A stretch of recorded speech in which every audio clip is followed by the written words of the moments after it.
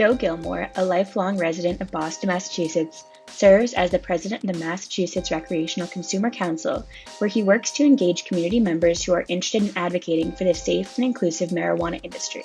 He is also the founder of Students for Sensible Drug Policy at UMass Boston, where he mobilized students to create educational events which facilitate conversations regarding compliance, safe and responsible marijuana consumption, and the solutions to repair communities most harmed by marijuana prohibition.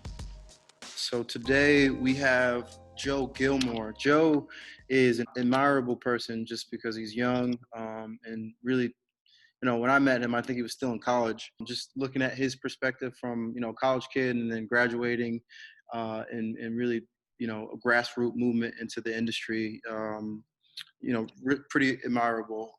So Joe, thank you for joining today. Why don't you tell us a little bit about yourself? I know you're in California now, but from the East Coast, and just why you got into the industry, and your past experience prior to getting into the industry. Yeah, thanks for having me for this call, just to share some insights and some of the things that I've learned over the years. My name is Joey. I grew up, born and raised in Boston. Went to UMass Boston, and that's when I first started getting involved in advocacy with cannabis, because 2016 was the time that legalization campaign, Yes on 4, was going on. And I came across this group, Students for Sensible Drug Policy, SSDP, and they basically provided an outline for just how I could use my voice as a student to put on a platform the issues that are affecting people who smoke cannabis, people who use cannabis, and the disparities that exist, and what we can do to make it, just make more sense and stop targeting certain groups of people. So in order for that to happen, the first step was legalizing it so that we could put different policies on the books. And I, throughout my college career, sort of found my lane in terms of educating people on, like, this is what legalization is, this is what would change under what the legislation says, and registering people to vote. And throughout that time, I met other activists and other community organizers. I met Kamani and Sonia. We eventually formed MRCC in 2017, and which is a 501c4 consumer lobbying and education group. And I didn't know what lobbying was prior to legalization, but essentially it's just communicating with your legislators and figuring out how we can craft legislation as community members. And we've been doing that since 2017 to 2020. And it's really important because a big sort of quote that we always go by is, if you're not at the table, then you're on the menu. And we found we needed to use our voice as the primary communities that were being harmed by prohibition. If we weren't at the table, then other people were just going to speak for us in terms of how marijuana should benefit us. And so that led us to being involved in Cannabis Control Commission hearing. The community members were more informed on the process and developments of legalization. So really what we were trying to do was just create a platform for people who consume cannabis to voice their opinions on how this new industry should be rolled out in like a logical way, as opposed to a prohibitionist sort of way.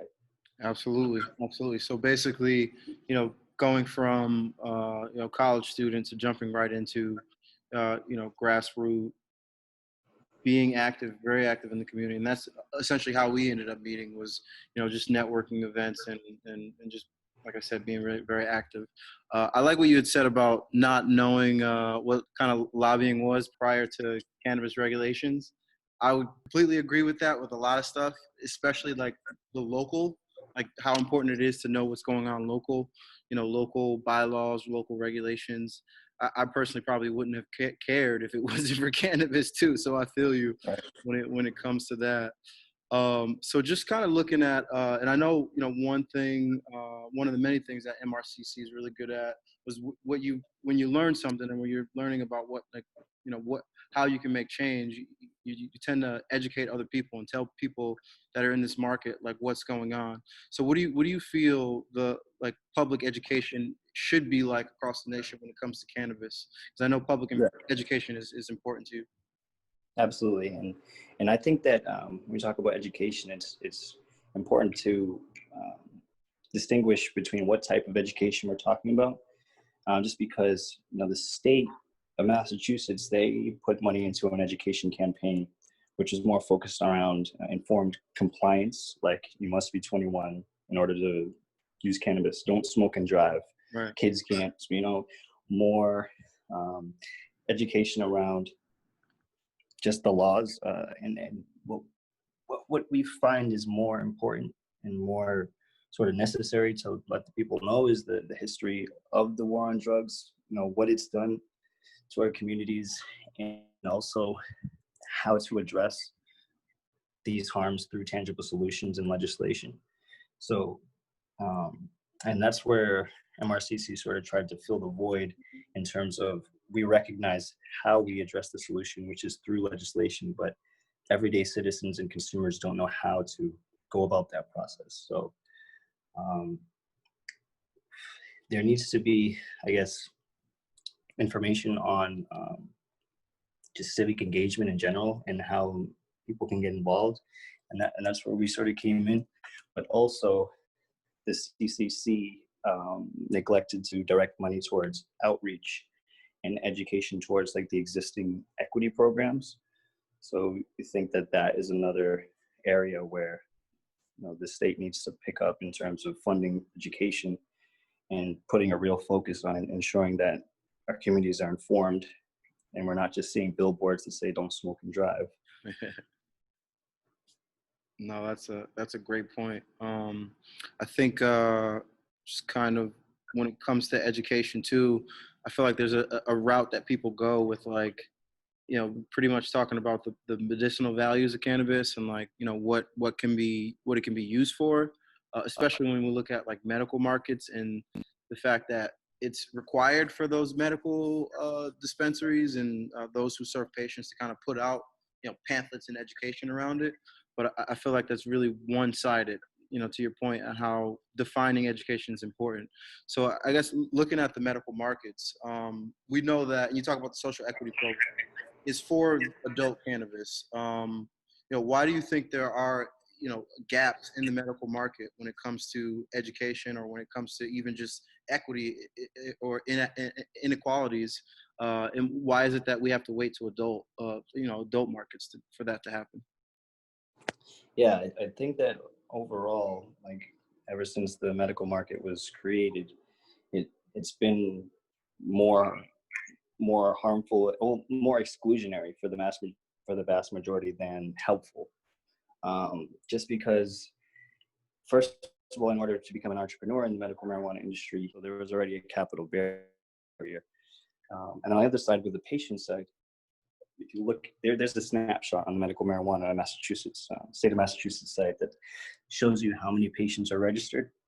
And currently less than 1% of Massachusetts adult residents are qualified as a patient. And the conversation goes back towards all marijuana use is medical because it affects our bodies in certain ways. It helps us a lot. But the term patient is limited to those who have access to healthcare. What needs to be done is just removing barriers that they place on people for who can get access to safe and affordable cannabis. Mm-hmm. And then even saying the word like safe isn't actually 100% medical marijuana facilities. We've seen negligence and mold being sold to patients. So we can't even say that medical marijuana is the surefire way towards safe cannabis. But yes, ultimately, that's why we sort of strayed away from the medical and just focused on recreational was because we found that it's been just very exclusionary for both business owners and patients. Right. That's a good point. So yeah, with medical, I mean, I feel like it is a way to be exclusionary. I spoke with some folks in Jersey and like the disparities that still exist there, and they're making an attempt to kind of interject social equity into their medical program. Where here in Mass, it's more like we're not even like in retrospect trying to fix that. It's just like, all right, let's focus on adult. So I feel like it's just interesting how different states are handling it differently. How do you think that like a state or a local municipality can balance the care of patients while also balancing the impact of the war on drugs? So basically caring about the past while also caring about, maybe there are people that really have debilitating, issues and need medical cannabis, and just kind of having that balance in between both those. Absolutely. No, I think that there are people who absolutely need cannabis that are patients, but there are definitely way more people who need cannabis that aren't patients. Right. And in terms of balancing that, I think that medical marijuana companies need to do their part in funding the solutions that have been derived by the actual communities who are seeking that benefit, and that can be done through I guess what I would say is like an annual percentage of their profits should go towards repairing the war on drugs, since they're benefiting from this newly legalized market. Would be a good start, just to put their money where their mouth is in terms of actually trying to help. That's a great point. So what about public education? Whose responsibility is it to inform, we make the decision on what it is that people are getting educated on, but where does that money come from, you think? Yeah, so there's many, like money is available in different sectors of our government, but I guess there's a lot of money right now being made from the existing cannabis businesses. So it could be a percentage of that revenue that goes towards funding public education, which I think is in the law currently. Question 4, it said that there should be money set aside towards public education and awareness. We just haven't seen that come to fruition.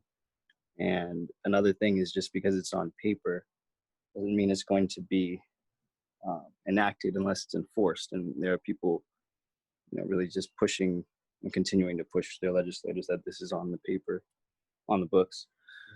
But in terms of who should educate, I think that the state has an obligation to also put focus on putting education out. But as far as I've seen, it's been mostly just the local community organizations that are going out trying to get people involved. Right. Yeah. What about on the federal level? What do you think public education looks like there, and what's the responsibility? Is it any different than what a state looks like? Yeah, well, the federal government is going to have like exponentially a lot more money because they have their federal government, so they have like big money. So I really have not much insight on what's going to happen in terms of when it turns federal and the market is all flipped and then Walmart gets into cannabis. But that's why I feel the focus should be on building a strong local industry in terms of getting community-owned dispensaries, people from the community, to sort of band together and fight against the interests that are going to be coming in a couple years. But that leads back to our conversation on co-ops. I won't go down a rabbit hole with that, but I'd just say that I think that the way to combat the monopolization through that federal legalization is going to bring is through co-ops and banding together a whole city to support something, as opposed to letting Amazon come in and letting them run the weed industry. Right. You say Amazon specifically, they got something up their sleeves. Sure, they do. They're already delivering. So. Oh, are they? Oh, I feel you. No, I feel you, bro. So I want to dive in a little bit to the program Dare. I'm sure you remember, because you're not that you're still a young dude. I was certainly remember. that age. Yep. I'm a couple of years older than you. So just looking at how Dare was a failure. I mean, we can both say that it was a failure, even though I still think it's still operating in some senses. What kind of recommendations do you have for cannabis education for grade school? So now we're talking like people that are under 21. Your high school, your middle schooler. Yeah. So with SSDP, the way that we educated, and the way that, in my experience, has sort of an effective way of going about it is by giving evidence-based and fact-based sort of curriculum to let people know what exactly happens as far as we know, as opposed to just telling people not to do it. You should tell them, what's going to happen if you do it. So the sort of tagline with SSDP is we don't condone nor condemn drug use. We just provide the facts and let people know. And there's evidence that shows that marijuana use for anyone under the age of 25 can be harmful to the brain. And that's a big talking point that a lot of prohibitionists will use to scare away moms and people with children. But if we look at the other things that are bad for you and can cause harm if you're under the age of 25, like sugary drinks, like a lot of ice cream, there are a bunch of different things in our society that is accepted that are detrimental to our health, yet people have the freedom to use them. So I also think it goes hand in hand with just getting more research as to how cannabis does affect young people, because there are a vast number of young people who are medical patients who use it for cancer or use it for seizures, things like that. And we never hear about their brains deteriorating because of the medical cannabis. Right. So I think that more education around and research around cannabis use should be put in place, just so that we can give as much facts as we can and not just tell people the Nancy Reagan way of don't do it because your brain's going to fry, because that's a lie. And once I learned that cannabis didn't kill me or kill my brain cells, I'm still a fully functioning adult, and that made me question the other things that the government was lying to me about. So ultimately, the truth will set you free. There's a quote, "Tell the children the truth." Right. Right. I like how you said, and it kind of answer the next question about, what should the public learn? And it definitely is the facts and the evidence-based stuff.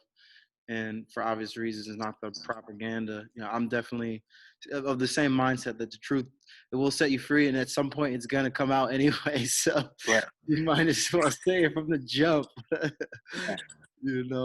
And then on top of kids learning about the health impacts of cannabis, they should also be learning, like I said earlier, the history of cannabis prohibition and how that's affected everybody to this day, and what our communities look like to this day. Yeah. Well, that makes sense. So what, just kind of dive in a little different direction here. The police, we're in a crazy time right now with all the protests, and obviously after the death of George Floyd and all the others, in recent talks during this COVID time.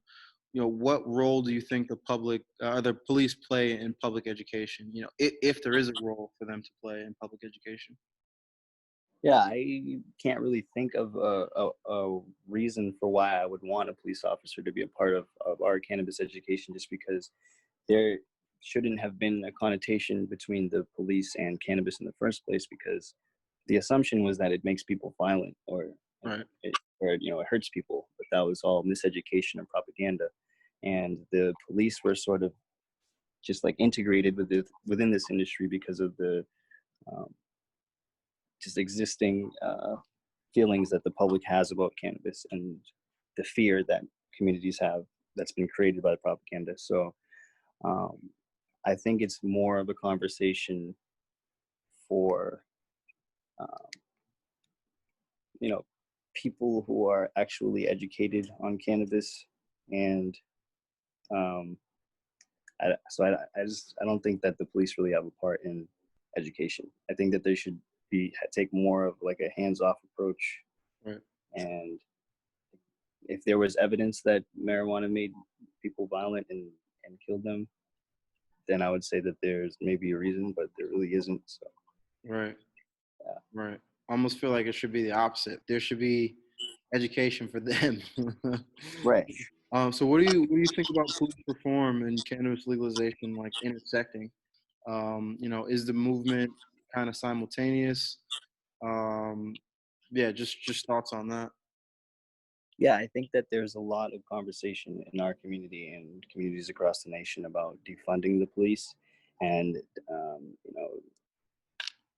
instead of putting money towards training them on how to not kill people, we should just be taking away resources from an over-militarized group of people who have a history of harassing people for their cannabis use.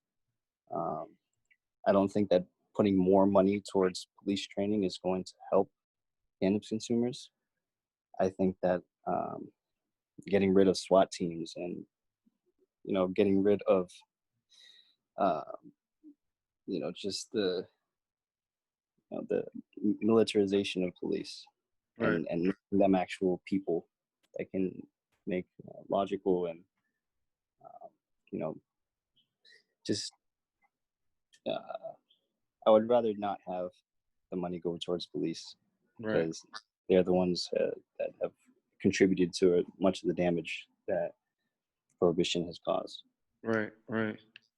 Yeah, it seems like an obvious question, and more recently there's been talk of money from the cannabis industry going to task force to close out or to an attempt to slow down the unregulated market.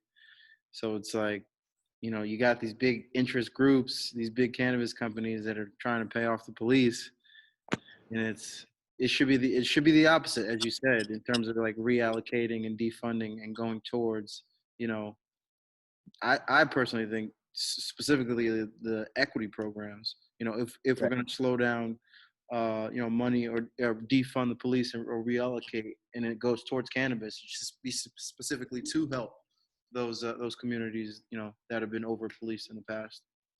Right. And then in terms of like the task force, they're so focused on the symptoms that they're not going after the actual root cause of the problem, which is the lack of opportunities and um, just the targeting of people who sell or traffic cannabis, because it's a very commodifiable, profitable, uh, just a product within our communities that many people use.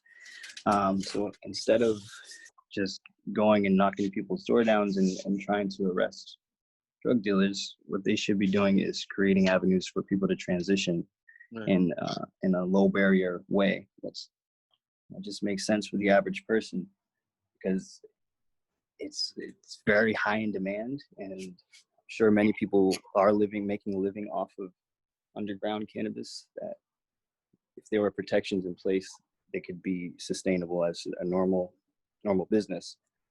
But yeah, too much red tape right now. Absolutely. I like that thought, to specifically like flip that task force around and say, hey, if you are in the unregulated market, here's a way that you can transition.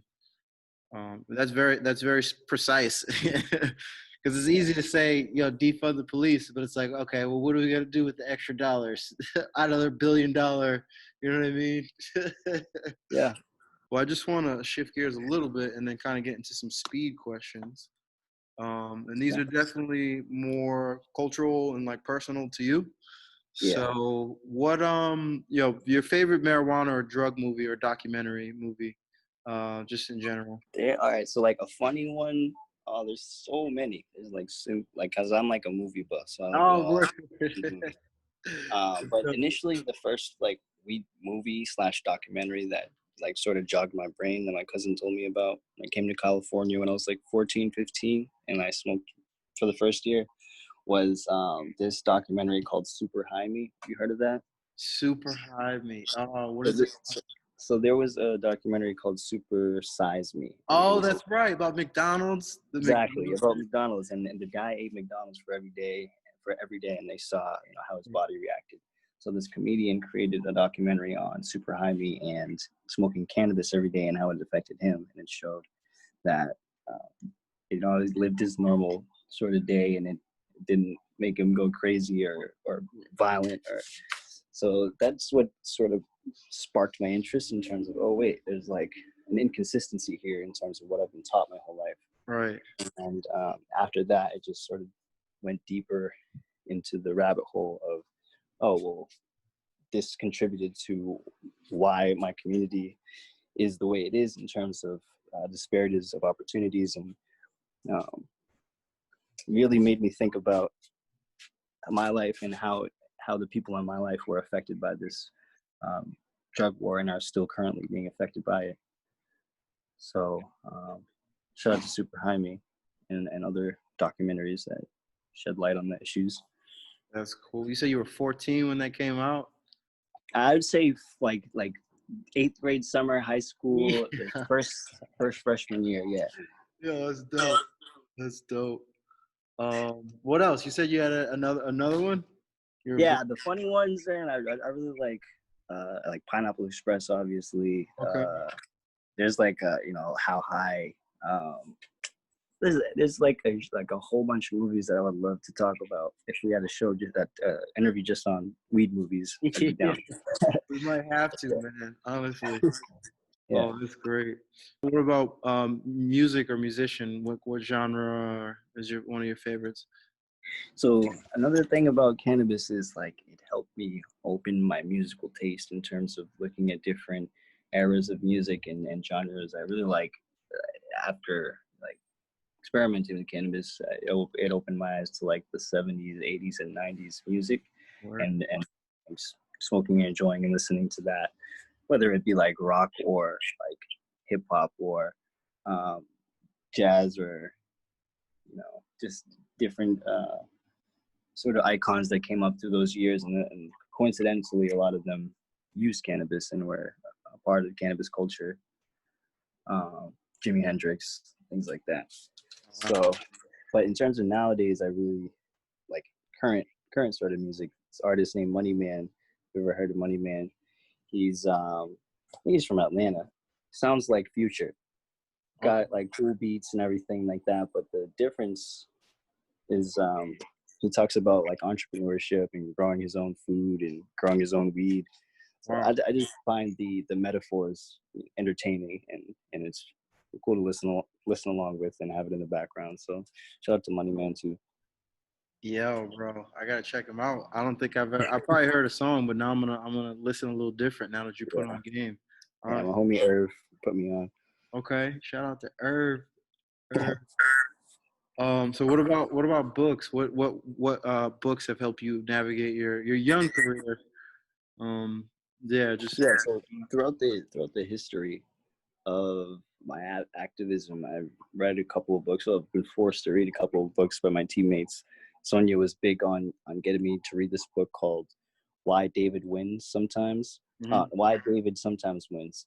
And this is about the labor movement and the farm worker movement in California, and how they created a strategy and organized towards sort of overthrowing the people who own the farms, and workers came together and united and figured a way how to create a movement out of just being informed and being on the same page.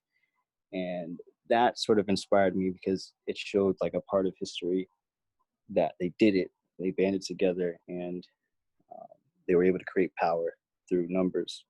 And that's what we're sort of trying to do here with the cannabis industry is get everybody on the same page and fight for what's right. Absolutely. Well, that's cool. I'll have to check that one out. What and you answered this one a bit. 14. You were this first time you. I'm gonna say 15 just for the safe side and just for all the scared moms out there. Yeah. No. So you were in Cali visiting an older cousin? Yeah, he's actually my younger cousin by six months. And, oh, okay. yeah, it was just, kids, friends hanging out. Right. And I was always like, not gonna try it just because my older brother, I knew that my older brother used it and he was getting in a lot of trouble. Right. And I was thinking that maybe cannabis is the reason he was getting in trouble, because I would always smell it in the house. And I'm like, yeah, Right. I'm gonna stay away from that.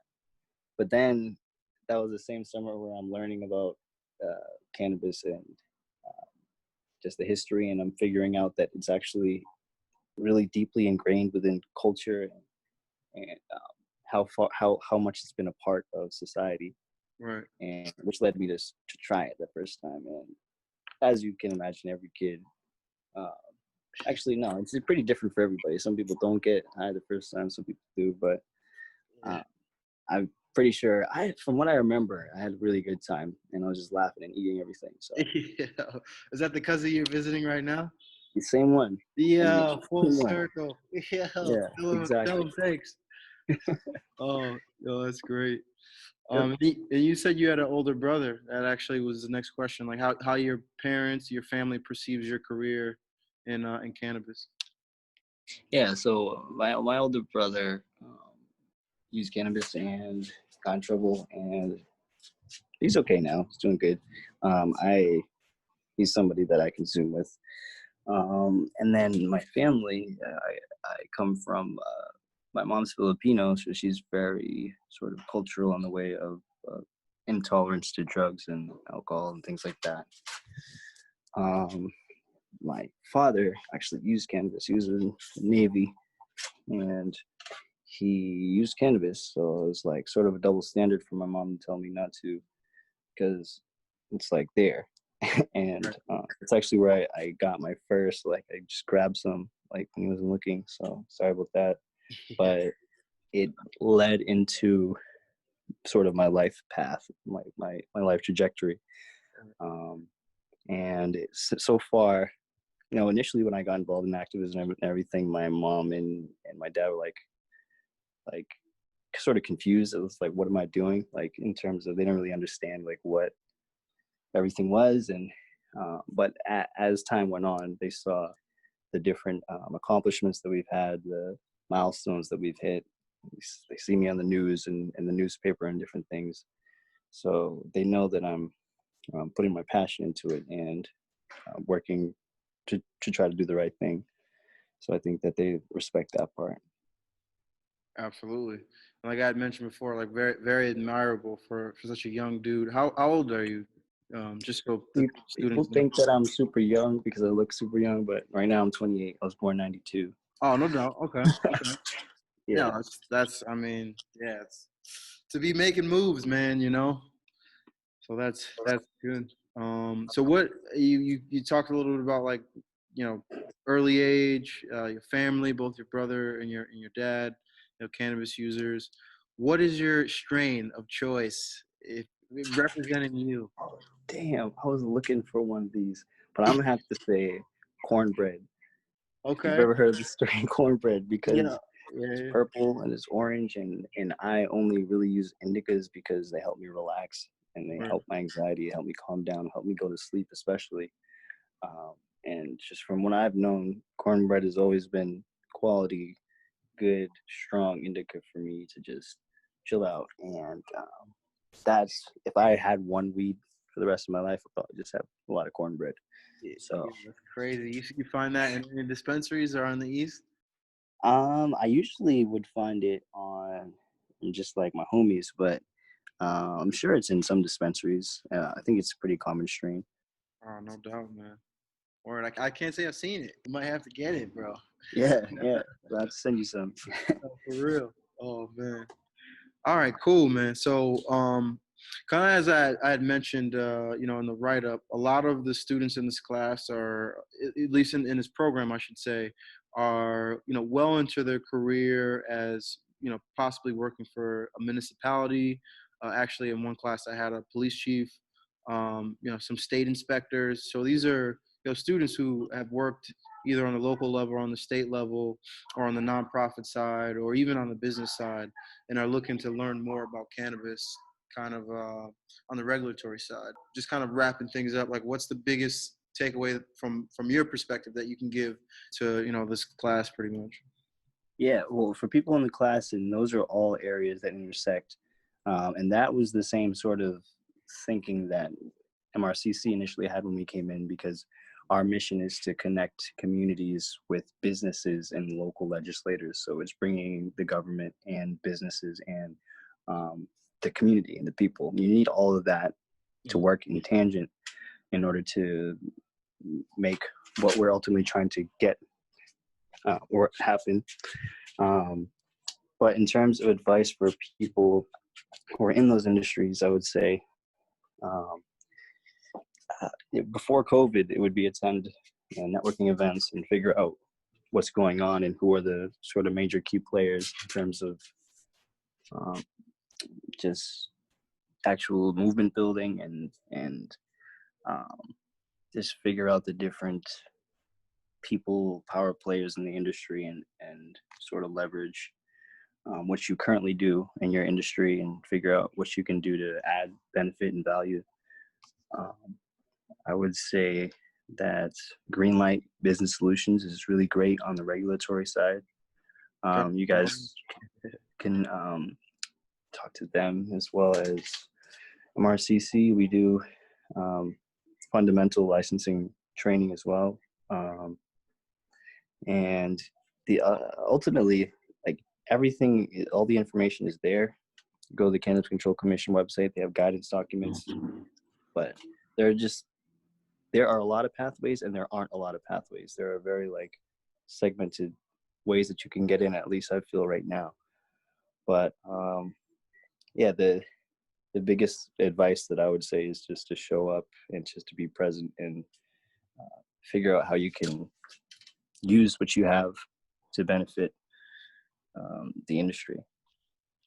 Absolutely, man. And I think that's one of the biggest things, again, going back to MRCC and what you guys do about being present and being very active.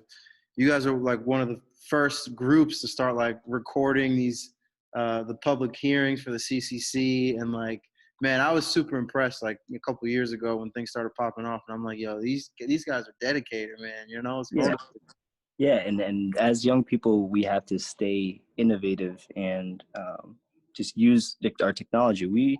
Before live streaming the public hearings, I feel like live streaming wasn't a big thing. People were just doing live streaming here and there on Facebook and Instagram, but not really for a purpose. But we're this is where our biggest platform is, so this is how we're going to get the message out and try to create transparency. So absolutely. Yeah. Word, no doubt, man. Well, yo, thank you for your time, bro. Where can people reach you? I know you mentioned MRCC, and you're considering staying out in California too. That's the thing. So yeah. Well, people can find us on our Instagram and Facebook at MA Consumers. That's Mac Consumers. And you can find me at Joey Got a Gram. But yes, that is essentially where you can find more information about us. And I do think that I'm probably going to be staying out here for a considerable future, just until I can find a way to survive stuff out here. No, absolutely. Word. All right, man. Well, thanks again, bro. Big shout out to Joey Gilmore. He was one of the first people I had networked and met with here in this legal industry in Massachusetts, probably closer to 4 years at this point. So I really admire Joey for his young energy and his unfiltered opinion. This guy's great to follow on social medias and really just being transparent about what's going on in the Massachusetts market in terms of equitable decision making, in terms of what's right for the community and what's right for the consumers here in Massachusetts. So big shout out to Joe. I hope you guys enjoyed the perspective on public education, especially coming from a young person who is not too far off from the DARE campaigns that were launched in many towns and cities across the U.S. So, yeah, I hope you guys enjoyed this week, and I'm looking forward to further engaging with you.